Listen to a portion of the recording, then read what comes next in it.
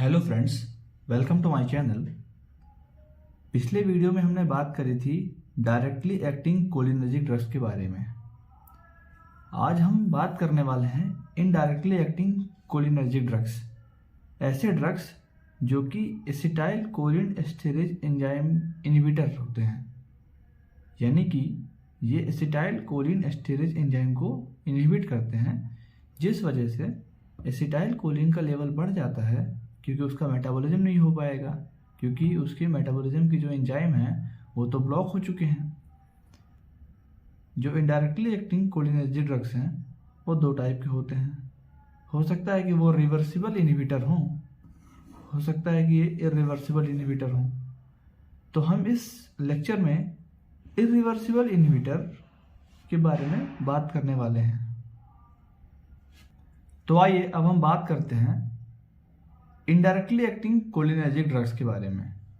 जैसा कि मैं पहले ही बता चुका हूं कि ये एसिटाइल कोलिन एस्टेरेज एंजाइम को ब्लॉक करते हैं, जिससे एसिटाइल कोलिन का लेवल बढ़ जाता है और ये मस्करेनिक और निकोटिनिक रिसेप्टर से बाइंड करके अपना एक्शन कॉज करते हैं। ये रिवर्सिबल इनहिबिटर भी हो सकते हैं और इरिवर्सिबल इनहिबिटर भी हो सकते हैं। तो हम बात करने वाले हैं इस वीडियो में इरिवर्सिबल इनहिबिटर्स के बारे में। तो हम देखते हैं कि ऐसा क्या होता है कि ये इरिवर्सिबली इनहिबिट कर देते हैं एंजाइम को। तो ये स्ट्रॉन्ग बॉन्ड का फॉर्मेशन करते हैं। कौन सा स्ट्रॉन्ग बॉन्ड? कोवेलेंट बॉन्ड का फॉर्मेशन करते हैं, जिस वजह से ये इस एंजाइम को इरिवर्सिबली इनहिबिट कर देते हैं। कॉम्पिटिटिव इनहिबिशन देखा गया है इन ड्रग्स का with acetylcholine for acetylcholine esterase enzyme। अब ये भी दो टाइप के हैं, कार्बामेट्स एंड ऑर्गेनोफॉस्फेट्स। कार्बामेट्स में दो drug, carbaryl and propoxur, and organophosphate के अंदर तीन drugs, malathion, parathion and nerve gases. आइए हम देखते हैं कि ये कार्बामेट्स और ऑर्गेनोफॉस्फेट कैसे बाइंड करते हैं एसिटाइल कोलिन एस्टेरेज एंजाइम से। सबसे पहले हम देखते हैं कि कार्बामेट कैसे बाइंड करते हैं। तो कार्बामेट की अगर मैं बात करूं तो कार्बामेट जो हैं तो एसीएच एस्टेरेज एंजाइम के एनानिक और एस्टेरिक साइड दोनों पे जाके ये बाइंड कर जाते हैं और एस्टेरिक साइड और एनानिक साइड दोनों पे अपना बॉन्ड फॉर्मेशन करते हैं। इस बॉन्ड फॉर्मेशन को हम लोग बोलते हैं एजिंग प्रोसेस। जब भी कार्बामेट और ऑर्गेनोफॉस्फेट एसीएच एस्टेरेज एंजाइम के एस्टेरिक साइड पे बॉन्ड फॉर्म करेगा, उसको हम बोलते हैं एजिंग प्रोसेस। जो कार्बामेट होते हैं वो दोनों साइड को बाइंड करते हैं, लेकिन जो ऑर्गेनोफॉस्फेट्स होते हैं वो केवल और केवल एस्टेरिक साइड पे ही बाइंड करते हैं। एनानिक साइड इसमें फ्री होती है। ये कार्बामेट्स और ऑर्गेनोफॉस्फेट जो हैं ये मेनली पॉइजन्स में प्रेजेंट होते हैं। ये इंसेक्टिसाइड्स में प्रेजेंट होते हैं, पेस्टिसाइड्स में प्रेजेंट होते हैं। ये ड्रग हमारी बॉडी में एडवर्स रिएक्शन कॉज करते हैं। ये ड्रग हमारी बॉडी के लिए हार्मफुल होते हैं। ड्रग्स के एक्शन का रिजल्ट ये होता है कि ये एसिटाइल कोलिन का लेवल बढ़ा देते हैं, जिस वजह से एसिटाइल कोलिन मस्करेनिक और निकोटिनिक रिसेप्टर्स पे बाइंड करेगा। मस्करेनिक रिसेप्टर्स पे जब भी एसिटाइल कोलिन बाइंड करता है तो डम्बल्स उसके एक्शंस होते हैं। यहाँ पे ई में बस चेंज है थोड़ा, वहाँ पे इरेक्शन हम लोग अभी तक पढ़ रहे थे, लेकिन यहाँ पे एपिलेप्सी कॉज करता है, जिस वजह से डेथ हो जाती है पेशेंट की। और निकोटिनिक रिसेप्टर में कैसे काम करते हैं हम? ये निकोटिनिक रिसेप्टर जो होते हैं एनएम रिसेप्टर पे काम करते हैं। तो एनएम रिसेप्टर जो होता है तो एसिटाइल कोलिन का लेवल ज़्यादा बढ़ जाने की वजह से ओवर स्टिमुलेट हो जाते हैं, जिससे रिसेप्टर्स का डाउन रेगुलेशन हो जाता है। तो जहाँ एसिटाइल कोलिन एनएम रिसेप्टर पे बाइंड होके कॉन्ट्रैक्शन करवाता था, वहाँ पे डाउन रेगुलेशन होने की वजह से एसिटाइल कोलिन जब बाइंड करेगा तो मसल वीकनेस हो जाएगी और सबसे ज़्यादा ये इफेक्ट कॉज करता है ब्रीदिंग मसल पे, डायफ्राम पे, जिससे जो अपना डायफ्राम है वो वीक हो जाता है और ब्रीदिंग में डिफिकल्टी होती है, ब्रीदिंग रिड्यूस हो जाती है।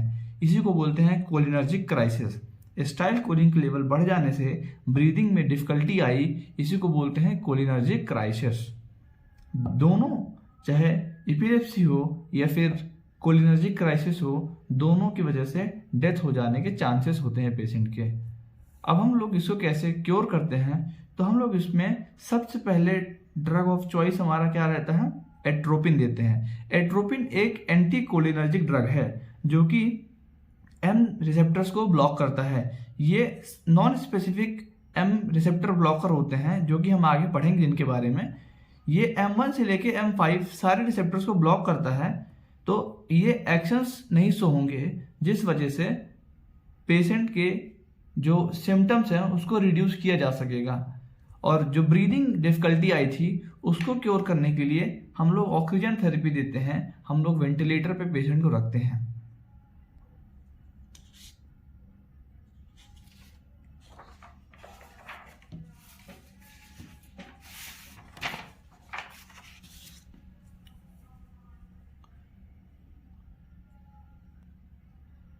तो आइए अब हम बात करने वाले हैं कि जो ये ओपी पॉइजनिंग और कार्बामेट पॉइजनिंग के पेशेंट होते हैं उनका ट्रीटमेंट हम कैसे करते हैं। ये एक बहुत ही इंपॉर्टेंट टॉपिक है, ये लॉन्ग आंसर क्वेश्चन में पूछा जा सकता है। अच्छा, सबसे पहले हम बात करते हैं कि कौन कौन से ड्रग्स हैं जो कि कार्बामेट और ऑर्गेनोफॉस्फेट पॉइजनिंग कॉज करते हैं। तो 2 कार्बामेट के हैं, कार्बारिल एंड प्रोपॉक्सर, और 3 ऑर्गेनोफॉस्फेट पॉइजनिंग के हैं, मैलाथियोन, पैराथियोन एंड नर्व गैसेस। अब इनका मैकेनिज्म ऑफ एक्शन जैसे कि हम पहले भी बात कर चुके हैं कि ये इरिवर्सिबल इनहिबिटर होते हैं ACH स्टीरेज एंजाइम के। अब हम कैसे पता करेंगे कि ऑर्गेनोफॉस्फेट पॉइजनिंग है और कार्बामेट पॉइजनिंग है, तो डायग्नोसिस करने के लिए सबसे पहले हम सिम्टम्स पे ध्यान देते हैं। अगर ब्रीदिंग डिफिकल्टी है, साथ ही साथ एयर वे ऑब्स्ट्रक्शन है, तो हम सोच सकते हैं कि ओपी पॉइजनिंग या कार्बामेट पॉइजनिंग हुई होगी। और साथ ही साथ सूडो कोलिन स्टीरेज एंजाइम के लेवल से भी हम पता कर सकते हैं। अब हम बात करते हैं कि जो ओपीडी में अगर कोई पेशेंट आया तो हम उसका मैनेजमेंट कैसे करेंगे। एक ट्रिक है जिससे हम याद कर सकते हैं कि हमारे क्या क्या स्टेप्स होंगे। तो ABCD is the main 4 steps, बाकी फिर 4 स्टेप्स और होंगे, लेकिन ये मेन 4 स्टेप्स हैं। पहला क्या, पहला A से है मेंटेनिंग एयरवेज। जैसे कि ये सारे के सारे जो कि पॉइजनिंग कॉज कर रहे हैं ये कोलिनर्जिक ड्रग्स हैं, तो कोलिनर्जिक ड्रग्स का एक्शन ही होता है कि ये सिक्रीशंस को इंक्रीज करते हैं। एसिटाइल कोलिन जो है वो अपने रिसेप्टर से बाइंड करता है और सिक्रीशन इंक्रीज करता है। लेकिन क्या है कि ये सिक्रीशन इंक्रीज होने से ऑब्स्ट्रक्शन के चांसेस होते हैं, जिस वजह से हमें सबसे पहले एयर वे को क्लीन करना पड़ता है। तो हम सबसे पहले रिमूव करते हैं ट्रैकियोब्रोंकियल सिक्रीशंस को रिमूव करते हैं। अब इसको रिमूव करने के हमारे पास 2 मेथड, वैक्यूम से भी क्लीन कर सकते हैं और मैकेनिकली भी क्लीन कर सकते हैं। हमारा दूसरा स्टेप आता है बी फॉर ब्रीदिंग। ब्रीदिंग से क्या है कि हमें ब्रीदिंग डिफिकल्टी हुई थी क्योंकि एनएम रिसेप्टर्स जो थे वो डाउन रेगुलेटेड हो गए थे, जिससे मसल वीक पड़ गई थी। तो हम क्या करते हैं कि ऑक्सीजन थेरेपी देते हैं, जिसमें हम 2 तरीके से हो सकता है, वेंटिलेटर दे दें यानी कि ट्यूब डाल दें, हो सकता है कि हम मास्क दे दें, ऑक्सीजन मास्क दे दें। C फॉर सर्कुलेशन, हम सर्कुलेशन भी मेंटेन करते हैं क्योंकि सिक्रीशन बढ़ गया, जिस वजह से बॉडी फ्लूइड में जो इलेक्ट्रोलाइट्स का बैलेंस था वो बिगड़ जाएगा। तो जैसे कि हम जानते हैं कि जो कोलिनर्जिक ड्रग होते हैं उनके सिक्रीशन एक्शन है, डायरिया, यूरिनेशन उसका एक्शन है, जिससे क्या होता है कि इलेक्ट्रोलाइट्स का बैलेंस जो है वो चेंज हो जाता है, जिसको हम ठीक करने के लिए रिंगल लैक्टेट सॉल्यूशन देते हैं जो कि इलेक्ट्रोलाइट के बैलेंस को मेंटेन करता है। और साथ ही साथ हम ये भी जानते हैं कि जो कोलिनर्जिक ड्रग होते हैं वो वेजोडाइलेटर्स होते हैं, जिससे ब्लड प्रेशर हमारा कम हो जाता है, तो उसको ठीक करने के लिए नॉर्मल सलाइन सॉल्यूशन देते हैं जो कि ब्लड प्रेशर मेंटेन करता है। अब बात करते हैं 4th पॉइंट की, डिकंटेमिनेशन। डिकंटेमिनेशन में हम क्या करते हैं कि जो पेशेंट आया है हमारी ओपीडी में ऑर्गेनोफॉस्फेट और कार्बामेट पॉइजनिंग का, उसके हम लोग जो क्लॉथ्स हैं उसको रिमूव करते हैं और उसकी बॉडी को हम लोग वॉश करते हैं विद सोप एंड वाटर, क्योंकि जो अपना ऑर्गेनोफॉस्फेट और कार्बामेट्स है वो हमारी बॉडी में स्किन के थ्रू भी इंटर कर जाते हैं। डिकंटेमिनेशन का दूसरा स्टेप होगा गैस्ट्रिक लेवेज, जिसमें हम चारकोल देते हैं पेशेंट को, जो हमारे जीआईटी में रिमेनिंग अमाउंट ऑफ ड्रग है जो कि एब्जॉर्ब नहीं हुआ है, तो ये चारकोल उसको अपने सरफेस पे एब्जॉर्ब कर लेता है। लेकिन ये चीज़ हम लोग इंजेक्शन के 1 घंटे के अंदर ही देते हैं। 1 घंटे के बाद लगभग मैक्सिमम अमाउंट ऑफ जो ओपी है और कार्बामेट है वो एब्जॉर्ब हो चुका होता है। 5th पॉइंट की बात करें तो इसमें एमेसिस को हम लोग रोकते हैं, प्रिवेंट करते हैं, क्योंकि एमेसिस अगर हो गई यानी वॉमिटिंग हो गई जिससे पेशेंट अनकॉन्शियस था, तो एस्पिरेशन के चांसेस बढ़ जाते हैं। इसलिए हमें एमेसिस रोकना होता है, इसलिए कभी कभार एंटी एमेटिक ड्रग भी दे दिया जाता है। अब 7th और मोस्ट इंपॉर्टेंट पॉइंट, एट्रोपिन देते हैं, एंटीटोड। हमारा ड्रग ऑफ चॉइस क्या है? एट्रोपिन। रूट क्या है इसका? आईवी रूट से हम लोग इसको एडमिनिस्टर करते हैं पेशेंट की बॉडी में। स्टार्टिंग में तो हम लोग हाई डोज देते हैं 2 मिलीग्राम से 5 मिलीग्राम तक। इसको हम रिपीट करते हैं हर 10 मिनट के अंदर, जब तक कि पेशेंट स्टेबलाइज नहीं हो जाता। जब पेशेंट स्टेबलाइज हो जाता है उसको बोलते हैं therapeutic and point. Therapeutic and point वो पॉइंट होता है जब हम किसी भी ड्रग का हाई डोज स्टॉप करते हैं, उसके बाद पेशेंट को शिफ्ट करते हैं लो डोज पे। हम लोग एट्रोपिन देते हैं, तो अब देखते हैं कि एट्रोपिन देने के क्या बेनिफिट्स हैं। तो बेनिफिट्स ऑफ एट्रोपिनाइजेशन ये देखते हैं। जो सिक्रीशंस इंक्रीज हो रहे थे कोलिनर्जिक ड्रग्स देने की वजह से, यानी कि प्रोपोक्सेल, कार्बारिल, मैलाथियोन, इन सब ड्रग्स की वजह से जो सिक्रीशन इंक्रीज हो गए थे, तो हम एंटी कोलिनर्जिक ड्रग जब दिए हैं तो ये सिक्रीशन जो है तो वो कम हो गए। तो सबसे पहला पॉइंट क्या रहेगा? Dryness of secretion. और ये हमारा most specific and point indicator होता है। अगर सिक्रीशंस कम हो गए तो हम समझ सकते हैं कि एट्रोपिन अपना काम बराबर तरीके से कर रहा है। फिर बायलैटरल चेस्ट क्लियर, ये हम लोग चेक करते हैं एस्पिरेशन है या नहीं है। अब इसको हम बाय ऑस्कल्टेशन चेक करते हैं, और ये हमारा second most specific and point होता है बताने का कि एट्रोपिन सही तरीके से काम कर रहा है या नहीं कर रहा है, पेशेंट जो है वो रिकवर हो रहा है या नहीं हो रहा है। थर्ड इंडिकेटर है हार्ट रेट। अगर 70 से ज़्यादा हो गई पर मिनट, तब समझ सकते हैं कि थेरेपेटिक एंड पॉइंट अचीव हो रहा है। मेट्रियासिस भी कॉज करता है एट्रोपिन, और इसमें systolic blood pressure more than 100 mmHg हो जाता है। ये स्पेसिफिक एंड पॉइंट इंडिकेटर होते हैं, और पॉइंट सी, डी और E non specific sign of end point है। जब ये सब फीचर्स पेशेंट की बॉडी में दिखने लगते हैं, तब हम समझ सकते हैं कि थेरेपेटिक एंड पॉइंट आ गया है, अब हमें हाई डोज स्टॉप करना चाहिए और पेशेंट को हमें शिफ्ट करना चाहिए लो डोज के लिए। तो फिर इन फीचर्स को देखने के बाद हम स्टार्ट करते हैं लो डोज ऑफ एट्रोपिन। कितने टाइम के लिए? For 1 to 4 weeks. अब हम बात करेंगे 7th पॉइंट की, जिसमें ऑक्साइम्स का क्या रोल रहता है ओपी और कार्बामेट पॉइजनिंग के अंदर, ये देखेंगे। जो ऑर्गेनोफॉस्फेट पॉइजनिंग होती है उसी में ही बस ऑक्साइम्स जो है अपना एक्शन शो कर पाते हैं। ऑक्साइम्स केवल और केवल ऑर्गेनोफॉस्फेट पॉइजनिंग में ही दिए जाते हैं, ये कार्बामेट पॉइजनिंग में नहीं दिए जाते हैं। कौन कौन से ऑक्साइम हैं?